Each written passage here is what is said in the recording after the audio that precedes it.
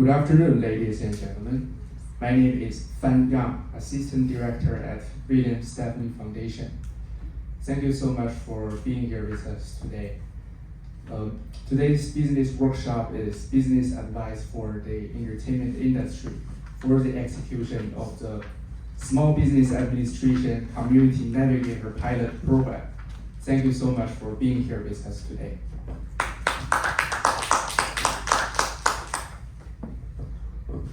First of all, I would like to acknowledge our guest speakers and VIP guests for today's event. Honorary California State Treasurer Fiona Ma.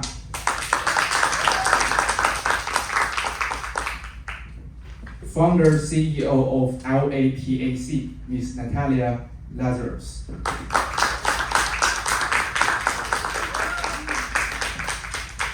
Chairman of William Stephanie Foundation, Mr. Daniel Sieu. We also have VIP guest, Ms. Holly Chun Young Batchman, Marketing and Strategic Partnerships Coordinator, LAPAC. Ms. Lin Su, Marketing PR Director for California State Treasurer Fiona Ma.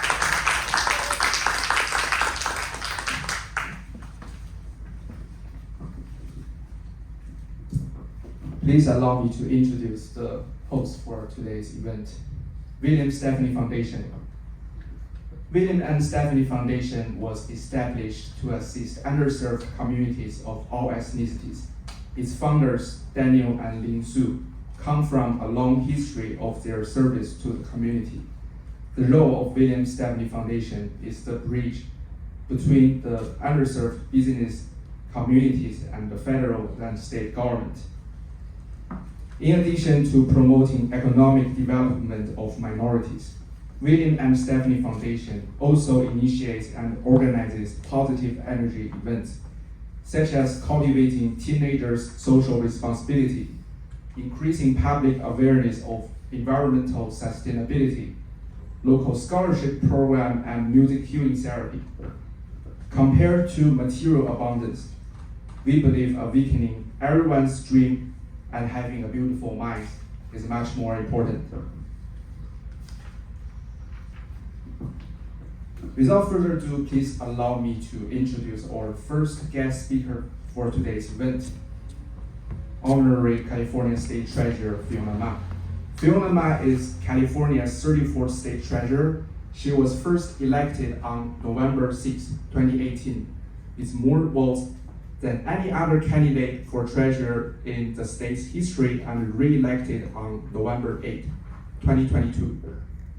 She is the first woman of color and the first woman certified public accountant elected to the position. The state treasurer's office was created in the California Constitution in 1849. It provides financing for schools, roads, housing, recycling and waste management, hospitals, public facilities, and other crucial infrastructure projects that better the lives of residents.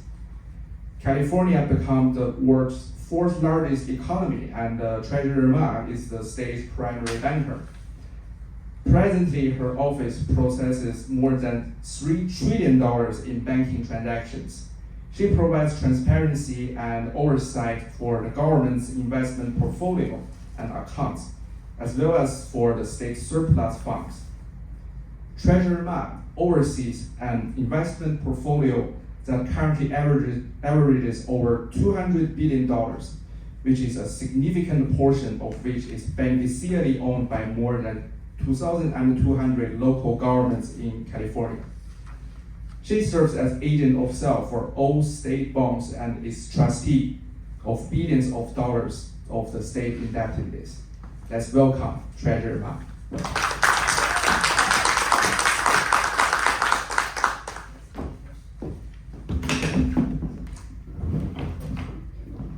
Thank you.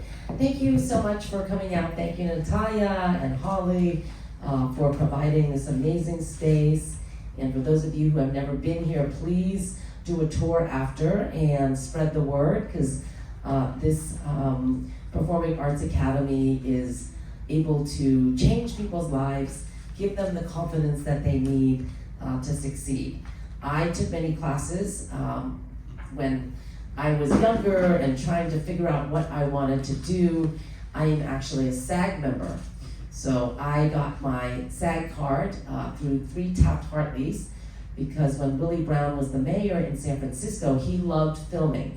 So for 8 years, we did lots of film with Robin Williams and Don Johnson, and so I was able to do some special extra parts. And because of that, I have been in solidarity with the writers as well as the Screen Actor Guild members on the picket line. And in my most recent newsletter, which is outside, I have provided resources for the entertainment industry.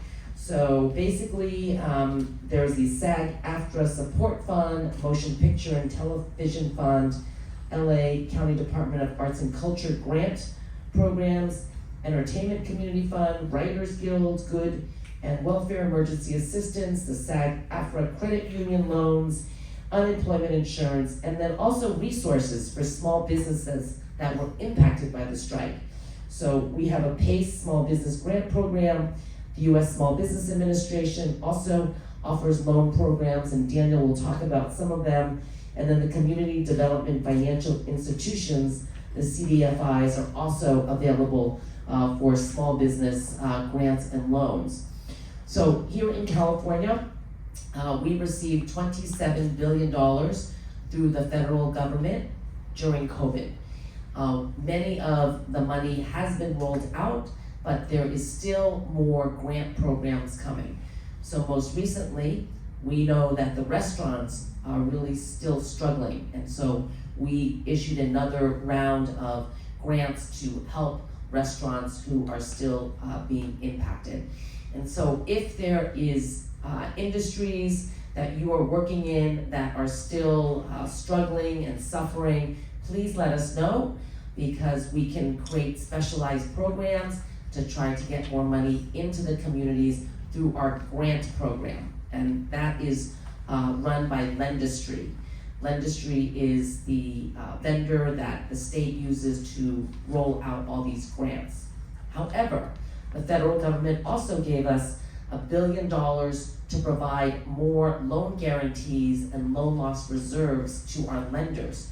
So for any of you who need access to capital, you're having a hard time getting a loan or a line of credit with the banks, we have lenders that are incentivized to loan out, because if for some reason you do not pay it back, the state will pay back that amount. And we really need to use this money, otherwise the federal government will take the money and use it for other purposes. So on my website, sto.ca.gov or treasure.ca.gov, I have a CalCap loan program, and these are the participating lenders that you can check.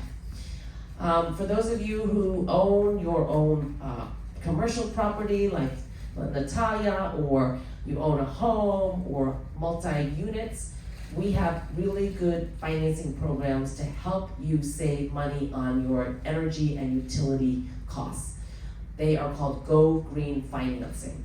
So we have Go Green Financing Home, Go Green Financing Business, and Go Green Financing Multi-Residential. And so if you need a new HVAC system, better double pane windows, maybe a new, if you are a restaurant and you need cleaner, greener equipment in your kitchen, this is a really great program. It is lower interest rates than the banks are offering, and then it's extended for a longer period of time. So it's really to try to help everybody kind of save on their energy costs. There are also still a number of programs, relief programs, if you were impacted by the flood. For example, some of you, did experience some issues, so there's still programs that are available. And don't forget, if you did not file your taxes, they are due on October 16th of this year. So many of us, pretty much 99% of Californians, did not have to file their taxes on April 15th this year, but October 15th is definitely the due date, so you need to file and you need to pay what you have due on October. I also have free resources for small business and families, and it is also available outside. It's about 5 pages with all the applicable links on it. I do want to just talk about a couple of them. Cal Savers. If you are a small business owner and you hire 1 or more employees and you don't offer a retirement savings plan, you will have to work with my Cal Savers group. Basically, all you have to do is upload your rosters for your employees, and then after that, you have no further legal or financial liability. These accounts stay with your employees, whether they leave your company, they move out of state, they're their own, similar to like a 401k plan, okay, like a Roth IRA. So this is a mandate in the state of California. You do not have to open up your own. So if you do not offer one, just call us and we will help facilitate it. That is the purpose of these plans. Governor Gavin Newsom also allocated over $1 billion to help our next generation stay out of high student loan debt and encourage them to go to college. So for every newborn born after July 1st of this year, they will get anywhere from $100 to $175 in their child's savings account. And this money is free money, and it is intended to grow until the child goes to higher education or a certified apprenticeship program. In addition, any 1st through 12th grader on free and reduced lunch will get $500 in their child savings account. If they're a foster youth, they'll get another $500, and if they're homeless, they'll get another $500. So even if you're a senior in high school, you can still qualify for $500 free money and use it to pay for your tuition or your books, even if you're going this fall or in a couple weeks, I guess, college is starting, but they're still eligible, so please check that out. We also have a new savings program coming up called Hope Accounts. So for any child who lost a parent due to COVID, they are gonna be eligible for free money. And then for any foster youth that has been in the system for 18 months or more, they will also be eligible. And it could be anywhere from $1,500 or more, depending on how many young people we find eligible. In addition, I have one more savings program called CalAble. So if you have a disability before 26 years old, you can now open up your own savings account and save up to $17,000 without jeopardizing your other health and safety benefits. Before, if you had a disability, you could only save up to $2,000. So sometimes maybe you have friends who have a kid who has a disability, and you want to give them some stocks, or you want to leave your house to them. The parents would have to say, no, we cannot take it. So this program is a game changer. The age of onset of disability is going to go up to 46 years old in 2 years, because we have many veterans or older people who get hurt on the job or in life. They have a disease. They should also be able to save for their retirement. So I have a lot of savings programs, as well as programs that help hospitals, schools, garbage and recycling, advanced manufacturing, green energy. I know Romulo is here, and he wants to have all climate friendly housing, and we offer many of those incentive programs. So just please come see me after this panel, and I'm more than happy to talk with you one-on-one. In addition, if we did not answer a question here today, or you just have a specific question later on, I have a specific email dedicated to my constituents, and that is askfiona@treasure.ca.gov. And Catherine Asprey, that is her only job, is to respond to emails, text messages, phone calls. So she will do our best to help you, connect you, and then she will also follow up with you. So this is, I think, very important as an elected official in government. This is your money paying for these services that we need to be more responsive to all of you. So thank you all for coming, and I will yield the floor, and then we will be back for Q&A after. So thank you.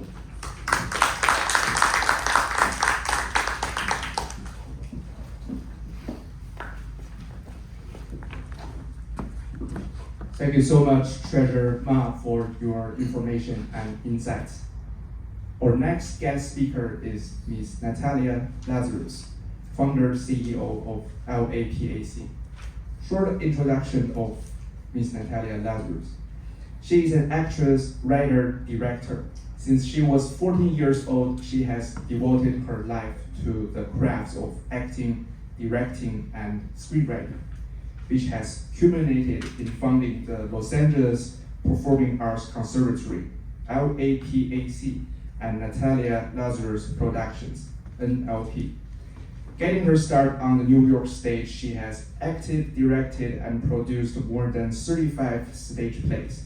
Her acting career in television includes several soap operas ranging from Port Charles to The Bold and the Beautiful, as well as appearances in over 22 commercials, including being the voice for Estee Lauder. Currently, she is the artistic director of the Los Angeles Performing Arts Conservatory, author, actor, writer, director, celebrity coach, and international speaker.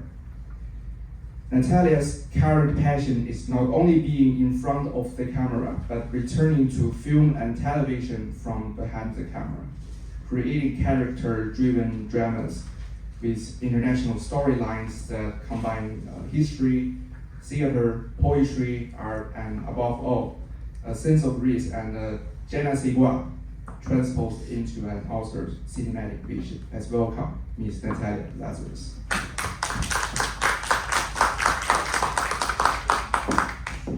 Thank you very much. Wow, this workshop is so important.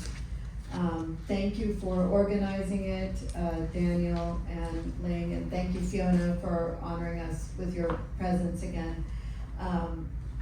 I'm just a girl from Honduras, and it was through education that I was able to come to this country and follow my dreams.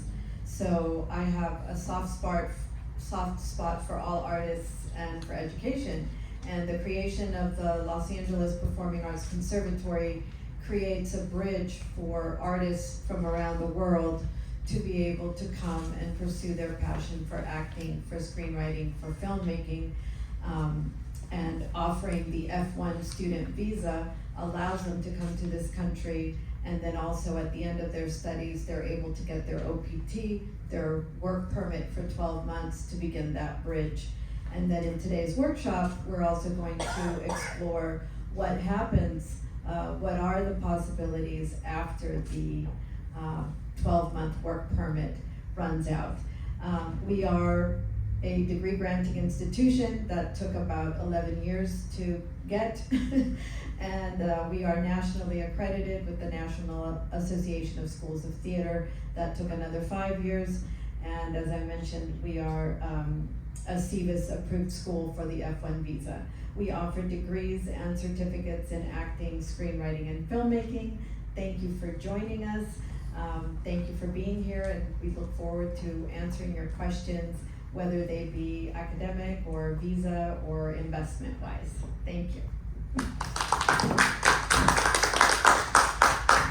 I was too short, right? The host is not ready. The host is stunned I finished so quickly. Thank you, Pam.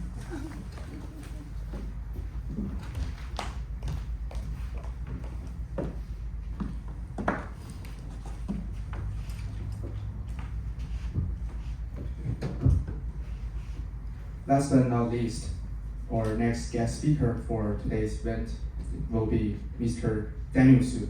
Daniel Sieu, chairman of William Stephanie Foundation. He was also appointed to the California Inland Empire District Export Council, which is CDEC, by the Secretary of Commerce, Penny Pritzker. Mr. Sieu has worked directly and indirectly with MBDA under the U.S. Department of Commerce since 1997.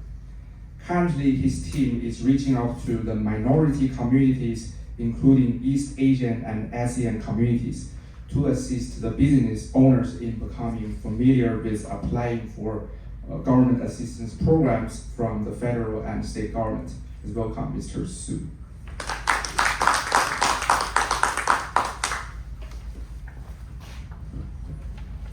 Thank you, Van. And I'd like to thank Natalia and Holly for collaborating with us on this event so we can offer business assistance to the small business community. We always need to find more and more business owners to reach out to provide assistance, as we know a lot of them are out there, and hopefully the knowledge we share with them would be useful for the future. Let's forward to our presentation, please. Okay, one thing, in putting together this program, I realized that almost everyone coming out of this business or going into an entertainment industry is self-employed for the most part, at least at the beginning. You want to be an actor, you want to be a screenwriter, what have you. You graduating, you are self-employed.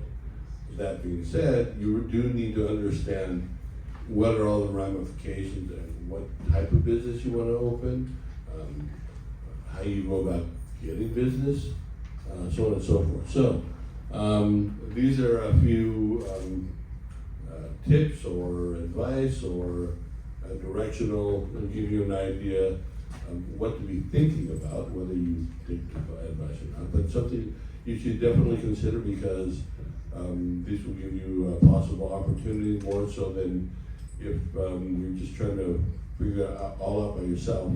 A lot of this is through other businesses, their experiences in life, and so that's why we try to share best practices with all of the people who come to our workshops and we work with.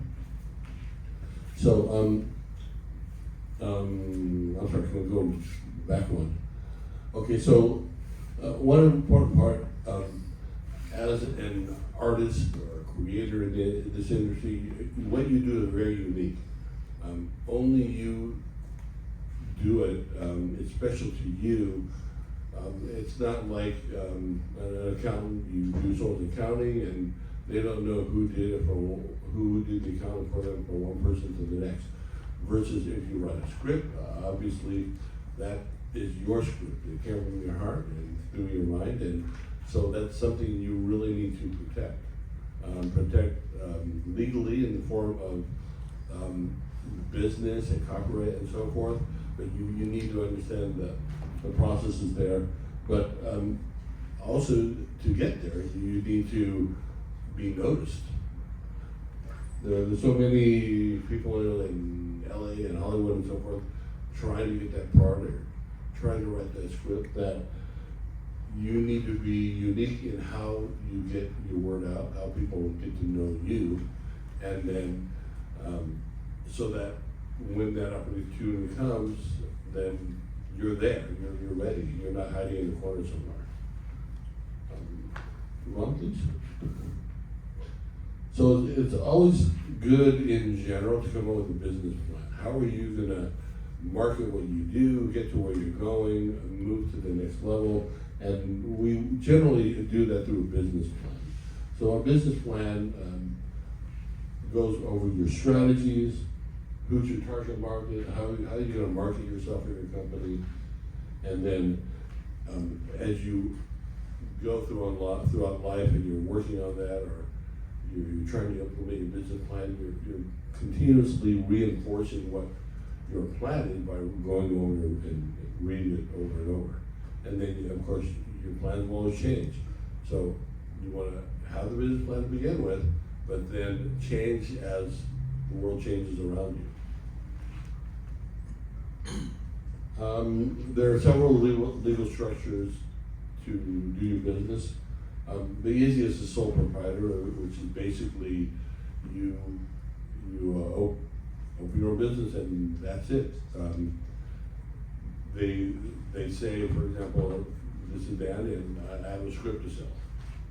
Whereas, for example, if I have a corporation, let's say I do filming for people.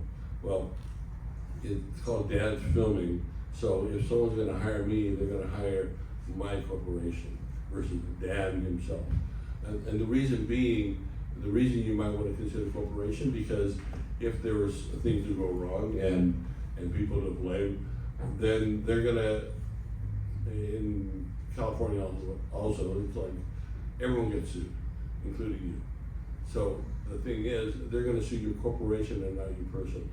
If you have a home, real estate, what have you, under corporation, then, or excuse me, under your personal, then if you have a corporation which did that business, then they're going to sue the corporation, not you personally. So all your personal assets are protected. Similar to LLC, where it's protected under what they call the corporate veil. LLC, the difference is too, for example, if you're going to raise money for a movie or a script or what have you, easier to raise money under an LLC. Of course, you do not want to raise money under your own name, once again, because they can come after you and your personal assets, things don't go right. So different situations call for a different type of formation of your company. And then again, nonprofits. Nonprofits are set up so that you can take on donations and contributions and so forth. The only thing with that is the money is supposed to be kept within the nonprofit or pay salaries or so forth. Versus a corporation, you make money, you put it in your pocket. One way or another.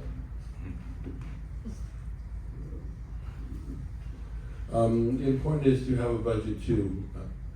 You need to know how long whatever funding you have is going to last. Plus, the career path that you're following, or the business path, how long is that going to take you to translate into money?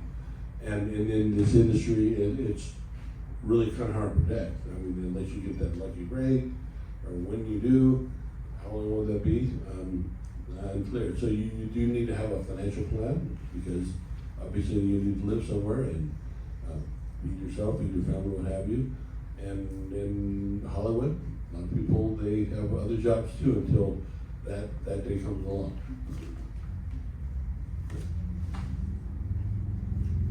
And one important thing too is differentiate yourself. Differentiate yourself by your branding. What's the name of your company? Is it memorable? You don't want to date yourself by the name, especially in this business. What you call your company is very important, because it needs to last, and people need to eventually recognize you and it. And if it's an obscure name that they're not going to remember, they're probably not going to remember you either. Of course, you want to be licensed with the appropriate agencies so that you're protected, and your intellectual property and your creativity is protected as well.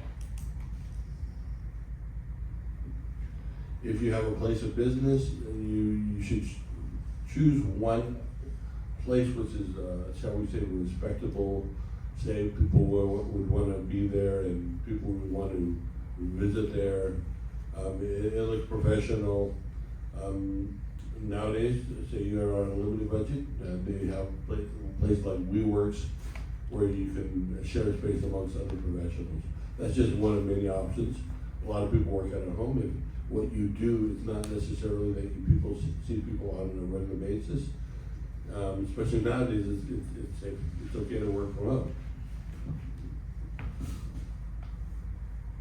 Okay, so in what you do is once again highly creative. specific to you, something that is something that you want to protect, something that you want to always be yours and you benefit from versus other benefit from your creativity. So one parting thought, your special talent, creativity, and ability to make people remember you is vital, unlike any other industry. So keep it in mind that you need to focus on yourself, and everyone needs to know you better, understand you better, and you need to keep your property, keep it as yours. Once again, my marketing strategy is be creative. And in this industry, everyone is probably doing a lot of things that everyone else is doing. So you need to go out and meet people, figure different ways to meet people. Don't just go to whatever organization events that everyone else is going to. You need to branch out and meet other people. You never know where you're going to meet that next lead. It's good to be surrounded by others who have similar love of the industry, people who can compliment you on what you do, like a writer and a songwriter. We can work together and create and benefit each other. And then let's just say, remember to stay flexible, stay focused and motivated, because the only one who cares about your best interest is you. So on that, thank you for listening. Hope you can benefit from any of that advice today. We're here to answer you and talk to you, and even if you are interested in one-on-one consulting, we're here for that as well. So, thank you very much.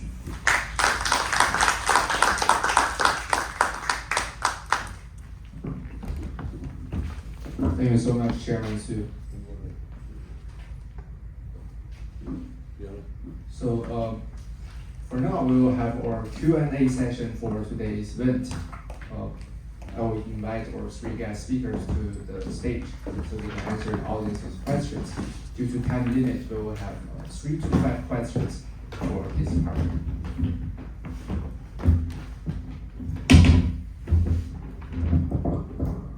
Oh, and if you have any questions, please raise your hand and answer your questions. Thank you so much. Yes, Mario. Yes, I just wanted to, hello, I'm Romulo de Leon. Nice to meet everyone. My question is, for instance, small companies that are trying to get into the climate change housing market or industry, assuming you have land that you can control and build, is there any funding for things of that nature to go from grown up? Sometimes there is money for soft costs, the architect, engineers, things of that. Sometimes you need it for money that is to do the actual construction. Is there any funds available for something especially specific to climate change? So housing is complicated, as Okay. you know, right? Affordable housing, I allocate the bonds and the tax credits for affordable housing, but that is a 55-year commitment. So, you know, for everybody else, we really are encouraging them to please build market rate housing, Okay. right?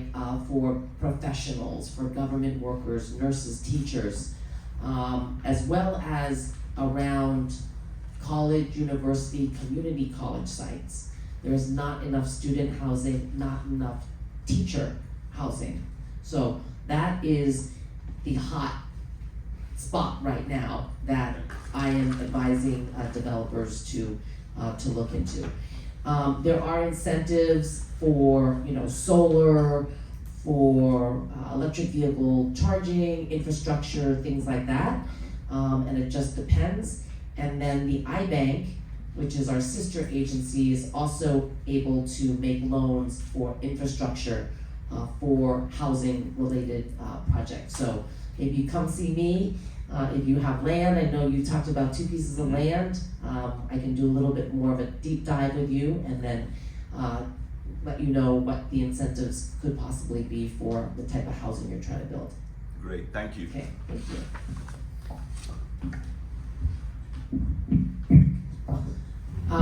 I do want to let folks know as well, the state of California was offering $40,000 grants. This is free money for accessory dwelling units.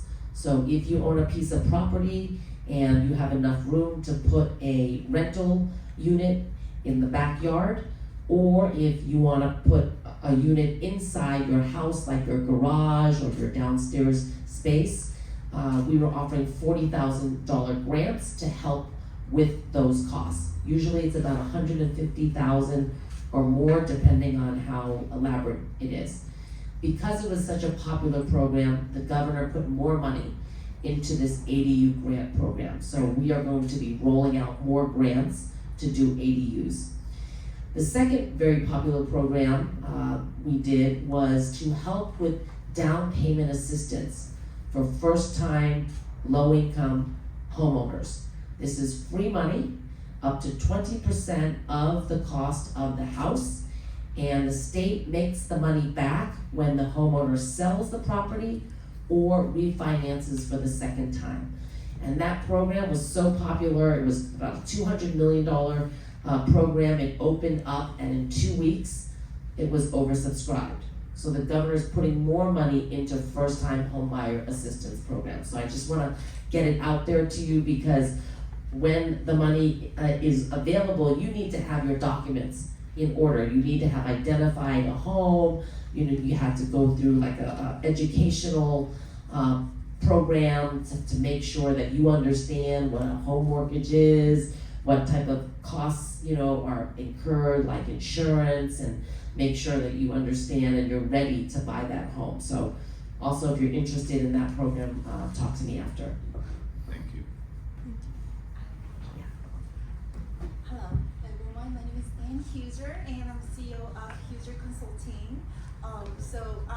My question is, if there are any fundings out there for minority women or entrepreneurs like myself to be able to help cities develop smart cities, and especially focusing on minority communities, and just help them with the smart city integration and so forth. If that makes sense. I wouldn't say there's specific programs, but again, there are loan programs for small business owners. There are specific funding as well. So if you're a woman entrepreneur, there's women's organizations that provide funding to help BIPOC, veterans, disabled. So you can just Google, minority women assistance. And I would say maybe at the U.S. Small Business Administration, I don't know if they have any specific programs to help. Well, they do have a women's center, and specific to women, they would know hopefully what's coming down the pipeline.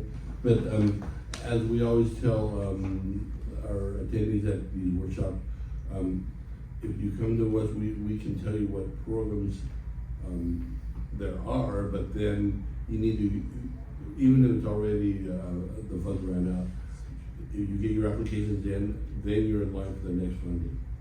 So it's not immediate, it's not 100%, but at least you're in line for that funding when it does get replenished. And ones that are so popular, like the ADU program and the homeowner funding, first-time home buyers, those are programs more than likely they're going to come back with because people like it. Yeah, and I'm also working with Lendistry and others to try to create a small business line of credit, because the banks don't want to offer line of credits. They only want to offer you perm financing, and now it's even hard to even get any type of loan.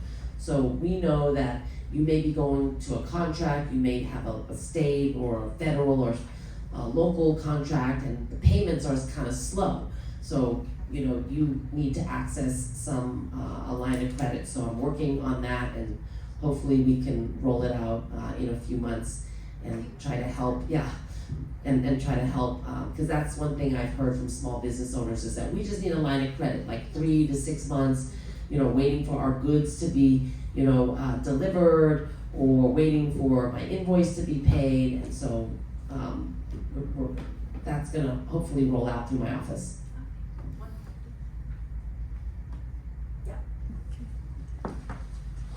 My name is Temis de la Peña. I graduated from LAPAC on December from the screenwriter program. And well, I have been studying in this country for 15 years. I studied 2 master's degree, 1 PhD, and then a screenwriter.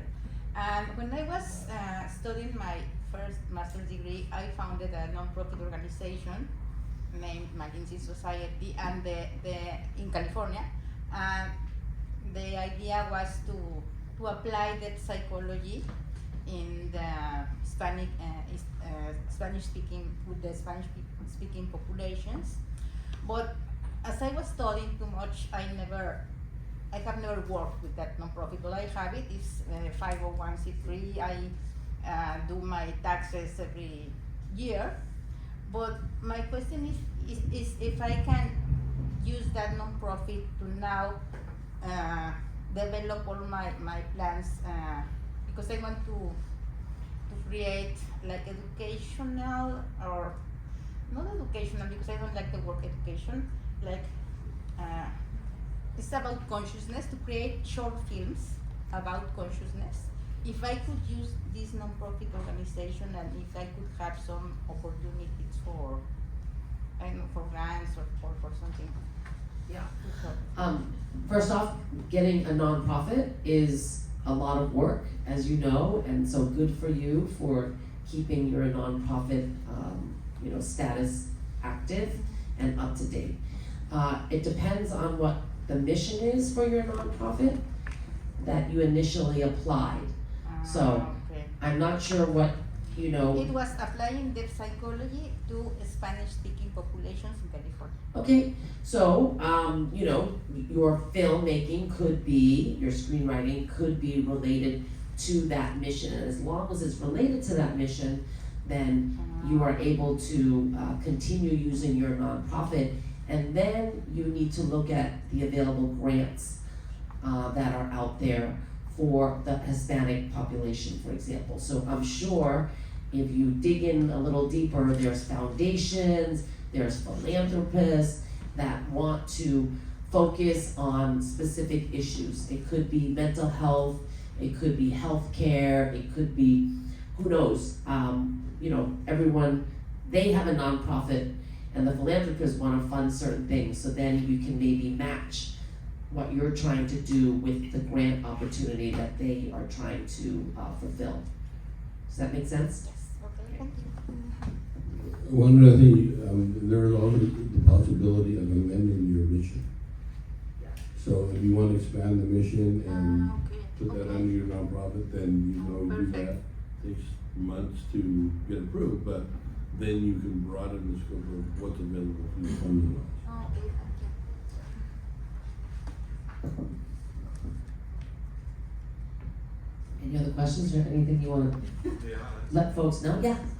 So it seems like with whatever industry you're in, there's a lot of uncertainty, as we can see with the protests and the writers guilds, or even the hotels. So what would you say, a question to the panel, is the best way to navigate this, whether a business stand for it, or safety nets, what resources or organizations are out there to help with these uncertain times? Yeah. So are you in the actor or writer? Oh no, just a more general question to the. More general. Like I said, there's loan programs that are out there. They're a little bit more lenient.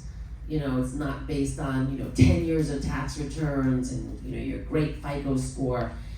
It's more about your ability to pay it back. So those are kind of the programs that are out there that are funded by the federal government through COVID relief. Otherwise, most of the programs are very, very strict. They want you to have a good credit record, you need to file your taxes on time, you need to give them 3 to 5 years, you need to maybe have a W-2, right? Because they want to see steady income. It doesn't matter how many assets you have, which is a problem. But so our loan programs are a little bit more lenient. I'd like to add, one thing you might keep an eye on is the banks. Because if the banks are tightening up on their lending, they know something we don't. And whether they know the right thing or not, if they're tightening up their lending, that is cutting off businesses' ability to grow and even to stabilize. So, that being said, you might be cautious when you see the banks tightening up. In which case, just recently, I've seen that banks are becoming more and more conservative in their lending. So, just keep an eye on the economy, how things are going. Yes. So my question is, especially with we're talking about entertainment industry and with the recent strikes going on, and what's your perspective on ChatGPT and artificial intelligence, and to see whether we can, are we, as a small business owners, do something with any revenue that we can tap into to really help the industry, or is it something that's not in your scope of focus at this point? Well, I mean, anything that happens in the state of California, I'm interested in, right? And clearly technology, we lead, the nation in terms of Silicon Valley and all the other innovative companies that we have. So ChatGPT, AI is not gonna go away, right? It's been around for a long time, but it's this regenerative AI that is pretty new because it's adapting to the information that is out there. So with the writers and the actors, the sore point is that the companies, the motion picture and television companies can use someone's likeness or someone's voice, perhaps, and they can, someone's words, and then all of a sudden they are writing scripts using what is out there already and not paying residuals. And so that, I think, is the sore point right now, is the lack of residuals. So 30 years ago, there was another big strike, and back then it was about reruns, right? Because before you just watched one show and that was it, and then all of a sudden they had more programming, and all these companies were rerunning all these shows, and they weren't paying the actors or the writers every time they reran it. So that was the last strike. This strike is more about technology, about AI, about the ability to use someone's likeness or words or scripts without their permission, number one, and then without paying them. But maybe you can work closer to it, Natalia. Well, I think, yeah, there's several issues, right? There's several issues that the unions are fighting for us, and thank God for the unions. But that's one of the main things, is the issue of the residuals. That with the streamers that started 10 years ago, there hasn't been a regulation. It's simply a contract was created called New Media, but it didn't address residuals. And now that the streamers aren't going away, I think everyone's realizing, wait, my show is airing and people are watching it in Italy, they're watching it in South America, all over the world, and the writers and the actors are not getting their residuals for that. And the studios and streamers, the claim is that they can't keep track of it. So then the union said, well, we'll keep track of it. So Right. they're Yeah, fighting. and there's one more issue because of COVID, right? There was so much programming, and everyone was trying to get new content onto the different platforms. Another issue is that these companies will lock up the actors with this show, and whether the show airs or not, they're not able to find other work with other stations or other shows. So we did a really good informational hearing through the California legislature. Assemblymember Laura Friedman, if you Google her and you say, SAG writers strike, you will find the hearing. It was about an hour long, and there was a writer, there was an actor, and a lawyer, and then the members were able to ask questions about what is really at stake and why there is this huge strike right now. So I can send you the link as well, and it was very educational for me because I didn't know. I have a SAG card, but I haven't earned any money, so I don't do any work in the industry. But hearing from the people who are on the ground every day what is at stake and how their livelihood has really been impacted by what is going on and all the changes that have happened, especially during COVID. Yeah, I mean, there's many other issues. There's the self-tape issues that they have the actors, they have us doing our own self-tapes. There's no regulation on the self-tapes. There's no guarantee that anybody's watching the self-tapes. It used to be that you walked into the audition room and you knew you were seen, right? So, but now it's just like 600 self-tapes could be arriving to the casting director, and there's no regulation. There's no security in who's watching it. And then like Fiona mentioned the idea that I could work on a film, I could go in and that, let's say the sound on a certain scene didn't come out okay. Normally I would go into the ADR room in post-production and, you know, dub whatever didn't come out. So with the AI, they're saying that because I worked on the show, they can take my voice and they don't have to book me to come back again. So that's those are some of the issues. But anyways, in reference to the uncertain times, I have always advised artists in general to create their own business. It helps, as scary as that may be, that does give you some certainty because you have control over it and you're doing something that you enjoy doing. And it's about finding what maybe your secondary passion is. If you're an artist, you probably have multiple talents. So maybe it's opening a gallery, maybe it's having a little cafe inside a theater, maybe who knows? You have to explore what that is, and like the presentation said, who are the other like-minded people that you could partner up with, that you could do a venture with, so that you start thinking outside of the box, and you do have control and freedom, and finding a way to create that company and that business for yourself gives you, I think, some certainty. At least it makes you feel like you're doing something, and you're doing something that you love. And so going back to Daniel, the And that's why the formation. loans exist. Yeah, the formation, right? I mean, if you want to protect yourself, you should open up an LLC, but you have to pay $800 every year. So even if you're not making money to keep that LLC open, you still have to pay that $800. So you have to balance that out as well. And I think a lot of artists wonder about being incorporated. I think you talked about that.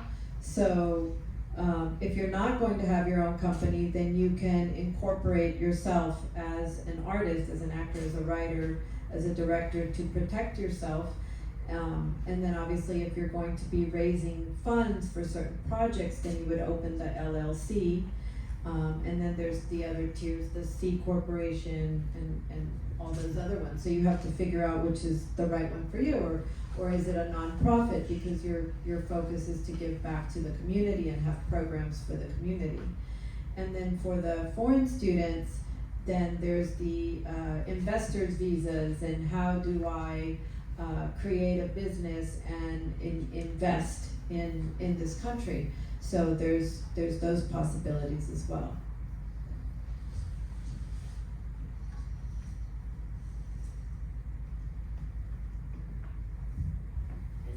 Any further questions?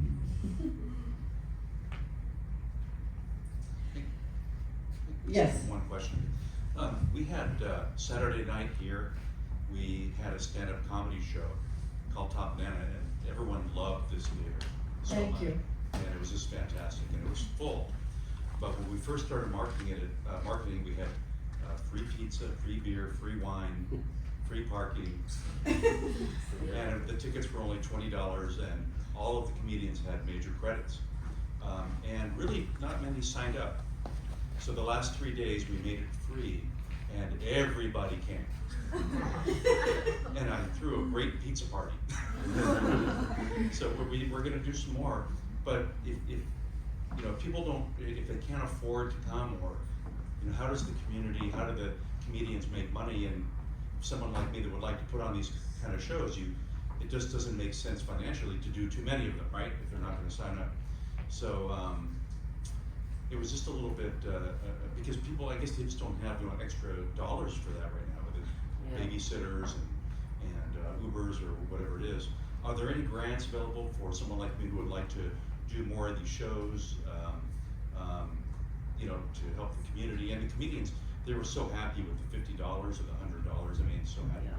But I guess that there may not be anything like that for.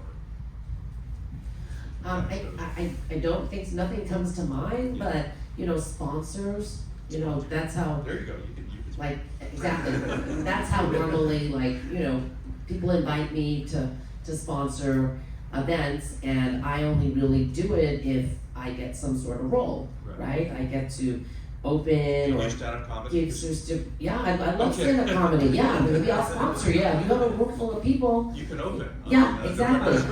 Then I may sponsor your next night. So I would say people who want that exposure, right? Elected officials, you know, the elected official that represents this district, you know, we all have campaign accounts that we can use. Sometimes, you know, we were just with like Starbucks. Starbucks wants to, you know, do more. Netflix, Amazon, who knows? I mean, I think that's kind of the way you have to go at this moment. You can team up with another person in the nonprofit, education through comedy, you know, and if you give the free ticket, you can't give the free beer and pizza. So you have to pay for the pizza and the beer. That was the idea.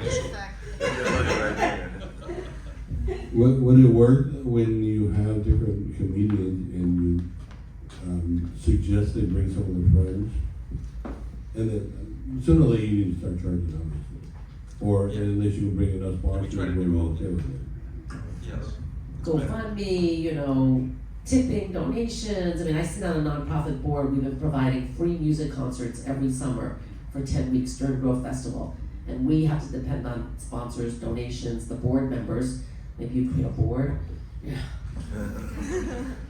Well, and obviously the long-term goal is when you do it routine enough so they automatically think, oh, Saturday we need to go. And so then it's continuous. And that's, you know, obviously when it all pays off. And thank you for having, Bert is having a series of other comedy shows here at the Playhouse. For us, the inauguration of the Promenade Playhouse was at the end of June, and we're still continuing to build out and add different features. So please check our website for other programming and events that we will be having here. And yes, and if you have high-powered friends who need to get rid of their money through donations, we're also a nonprofit. They can get their name on their seat, donate to a scholarship, and also if you'd like to come for a class or check out our educational programs, and if I can be of any help to anyone, please let me know. I'm very creative on how to create partnerships and what we can do together. Yeah, and some people may want to donate to the nonprofit because you're probably not a nonprofit, right? So we can donate to a nonprofit, and then they can pay you to sponsor. A good idea. Yeah.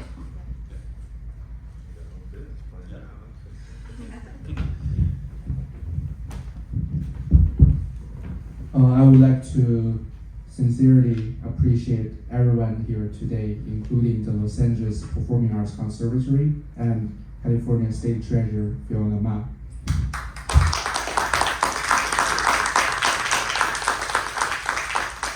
If your business needs one-on-one assistance, please feel free to reach out to our dedicated and talented on-site volunteers.